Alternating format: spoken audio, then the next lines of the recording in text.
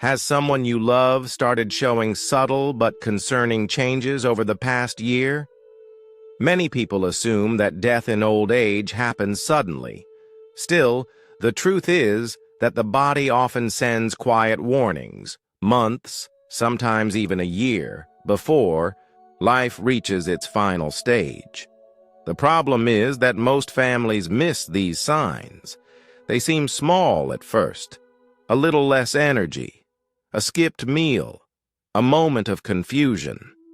It's only later, looking back, that the clues become clear. But by then, it's too late to prepare. It's too late to say the words that matter. It's too late to make the memories that last. In this video, we will walk through 5 signs often appearing in life's final year. You may have seen them already, but brushed them off as just aging. Or you might not have realized what they mean. Understanding these signs now gives you something invaluable: time. It's time to care more intentionally. It is time to offer comfort, dignity, and peace. And most importantly, it is time to make every moment count with someone you love. One of the earliest and most telling signs that someone may be entering their final year is unintentional weight loss. It often starts subtly. A belt that suddenly needs tightening, clothes that hang more loosely, a full plate was left unfinished. At first, these changes seem harmless, maybe even expected with aging. But when the weight keeps dropping without effort or intention, it signals the body is going through something deeper. It's not just about eating less, it's about the body no longer absorbing nutrients efficiently. Muscle mass begins to shrink. Metabolism slows. Systems that once worked smoothly now struggle in silence. Aging naturally leads to some loss of strength. Still, when it happens too quickly, it often reflects a shift in how the body processes food, if it's processing it at all. Sometimes the person doesn't feel hungry anymore. Their sense of taste fades. Food becomes unappealing. They eat less, not because they want to, but because the body no longer requires it. This isn't just a change in appetite. It's the body signaling that it's beginning to shut down. With less fuel, everything slows further. Movement, energy, and even the ability to fight off infection. Chronic illnesses can also play a role. Conditions like heart failure, cancer, kidney disease, or even depression often lead to reduced appetite and unintentional weight loss. In many cases, families notice but don't realize what it means. They offer favorite meals, encourage more snacks, and try nutritional drinks, but nothing seems to stick. And that's because this kind of weight loss isn't just about calories. It's about the body preparing for the transition. Forcing large meals may not help. It may create more discomfort than benefit. What often matters more is choosing soft, comforting, and easy-to-digest foods. Small portions that bring pleasure, simple bites that feel manageable. If someone you love is losing weight without trying, especially if they seem weaker, less active, or uninterested in food, it's time to look more closely. This isn't just about appearance. It's about the body sending a message. Recognizing that message early allows you to respond with clarity, compassion, and care that truly honors their stage. At this point, the goal is not to restore weight, but to preserve dignity, reduce discomfort, and ensure they feel seen, supported, and deeply loved. Sign number 2: persistent fatigue and weakness. There's a kind of tiredness that comes after a long day, a tiredness that fades with rest, a good night's sleep, or a quiet afternoon. But the exhaustion that appears in the final stage of life is something else entirely. It's not just tired, it's worn down to the core.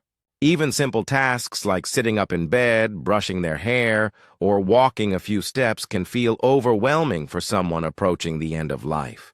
Just getting dressed can feel impossible. This profound fatigue is often misunderstood. To the outside world, it may look like they're being lazy, disinterested, or giving up. But in reality, the body is doing something particular. It's conserving energy. The body shifts into preservation mode as the heart weakens and circulation slows. Blood doesn't flow as strongly. Muscles receive less oxygen. The systems that once powered through the day now begin rationing every bit of energy they have left. You might notice your loved ones sleeping more during the day, taking long naps, or even dozing off in the middle of conversations. Some days, they may seem okay in the morning, but completely drained by the afternoon. And unlike normal tiredness, this kind of fatigue doesn't go away with rest. That's because it's not just about sleep. It's about the body gradually letting go of the drive to do more. There's also an emotional layer to this exhaustion. People who once took pride in their independence may feel frustrated, even ashamed, that they can no longer do what they used. 2. They may stop initiating conversation, avoid visitors, or pull away from hobbies they once loved, not because they don't care, but because they simply don't have the energy anymore. Understanding this emotional aspect of their fatigue can help families provide more empathetic care. This is the part that hurts to witness.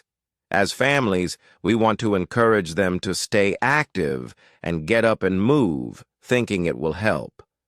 But when someone is in decline, pushing them can do more harm than good. What they need most is understanding, permission to rest, and the reassurance that they're still deeply valued, even when they're still. If someone you love is growing noticeably weaker, sleeping more, or struggling with basic tasks, it's not a sign of laziness. It's a signal from their body. Recognizing it now allows you to adjust expectations, focus on comfort, and offer the kind of quiet support that truly matters in this final chapter. Sign number 3. Cognitive confusion and emotional withdrawal. Sometimes the most heartbreaking changes aren't physical at all. They're changes in how someone thinks, speaks, or connects with the world around them. You might notice your loved one forgetting names, repeating questions, or losing track of time. At first, it feels like ordinary aging. But over time, those moments of forgetfulness become more frequent, noticeable, and difficult to ignore. They might get confused in familiar places, struggle to follow conversations, or suddenly seem unsure about things they used to know by heart. You may watch them sit quietly for hours, lost in their world, no longer interested in what's happening around them. Sometimes they appear calm. Other times, they seem frustrated or overwhelmed by things that never used to bother them. These aren't just signs of distraction. They're signals that the brain is beginning to slow down, just like the rest of the body. As circulation weakens, less oxygen reaches the brain, and cognitive function declines. It becomes harder to focus, to remember, and to respond emotionally. The person you love may withdraw, not because they don't care, but because engagement takes more energy than they can give. Conversations feel too fast. Crowds feel too loud. Even a simple question might feel impossible to answer. For families, this can be one of the most painful parts of the journey. You're sitting next to someone you've known your whole life, and yet, in certain moments, they feel far away. It's the feeling of losing someone who is still physically present. And it's tempting to try and bring them back, to remind, correct, and pull them into the present. But over time, you start to realize that what they need isn't to be brought back. What they need is for you to meet them where they are, speak softly, sit beside them without needing a response, and understand that even when the words are fading, your presence still matters. Your touch, your voice, your calm energy, it all reaches deeper than you realize. If someone you love is growing forgetful, withdrawn, or different in ways that feel hard to explain, try not to resist it. Try to listen, even when they go quiet. Try to love them not for what they remember, but for who they still are underneath the silence. Even as the mind dims, the heart can still feel. Sign number 4. Frequent infections and slow healing. As the body begins to slow down in its final phase, a weakened immune system is one of the most evident physical signs. You might notice that someone who rarely got sick before now catches every cold, bug, and small infection. What used to be minor illnesses now take longer to recover from, and small wounds, scratches, bruises, even bug bites, heal more slowly than they should. This isn't just bad luck or coincidence.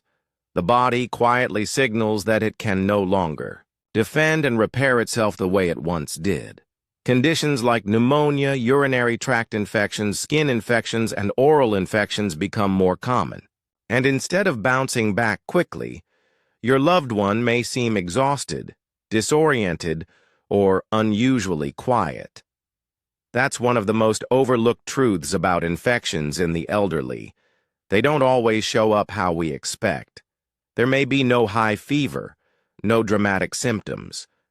Instead, what you'll see is subtle, more confusion than usual, loss of appetite, increased fatigue, or sudden withdrawal from conversation.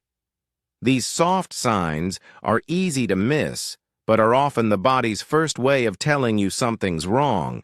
You may also notice wounds that aren't healing, bruises that linger, scrapes that reopen, or skin that breaks down easily. Poor circulation is often to blame. As blood flow slows, the body struggles to deliver the oxygen and nutrients needed to repair itself. Pressure sores become a serious risk for those who are less mobile, especially if the skin isn't kept clean, dry, and moisturized. It's natural to want to treat every infection aggressively, another round of antibiotics, another hospital visit. But sometimes, that approach only adds to discomfort without changing the outcome. At a certain point, the focus often shifts from curing to comforting. That means keeping the body calm, clean, and supported. Hydration, gentle hygiene, and preventing further skin breakdown can make a bigger difference than another medication that leaves them feeling worse. If someone you love is getting sick more often, healing more slowly, or showing quiet signs of infection without the usual symptoms, don't overlook it. These changes are part of the body's way of saying, "I'm getting tired." And when we listen with care, we can shift our efforts from fighting every symptom to making each day feel safer, softer, and a little more at peace. Sign number 5, changes in breathing and circulation. One of the most noticeable and often alarming changes in the final months of life is a shift in breathing and circulation. You may start to see your loved one breathing more slowly, shallowly, or irregularly than before. Their breath might speed up momentarily, then pause completely, only to begin again a few seconds later. This rhythm, known as Cheney-Stokes breathing, is common in the last stages of life. It can look unsettling, but it's simply the body adjusting as it winds down. You might also notice they begin breathing more through their mouth, even while resting. Talking may leave them winded. Sitting up or shifting in bed could cause them to stop and catch their breath. What once felt like a slight movement now requires more oxygen than their lungs can comfortably provide. Over time, lying flat may become uncomfortable, and they may prefer to sleep propped up on pillows or in a recliner to ease the pressure on their chest. Circulation changes can be just as visible. Their hands, feet, nose, or ears may feel cold. Skin may appear pale, bluish, or mottled, especially around the fingers and toes. This happens because the heart, which has already grown weaker, prioritizes blood flow to the most vital organs. Blood no longer circulates strongly to the extremities, and the signs show clearly on the surface. For families, these changes can be frightening. The instinct may be to intervene, to encourage deep breathing, sit them up straighter, or worry that something urgent is happening. But in most cases, what you're witnessing isn't a crisis. It's the body doing what it knows how to do, slowing down, preparing, and conserving. What helps most in this stage is not panic, but presence. A calm environment, a cool, well-ventilated room, a humidifier to ease dry air, gentle reassurance, and maybe a sip of water if they can manage it. Sometimes medications or low-flow oxygen can alleviate the feeling of breathlessness. Still, the goal here isn't to fix what's happening, it's to reduce discomfort. If you see these signs, shortness of breath, cool skin, irregular breathing patterns, take them as quiet transition markers. The body is slowly, steadily, and naturally letting go, not all at once.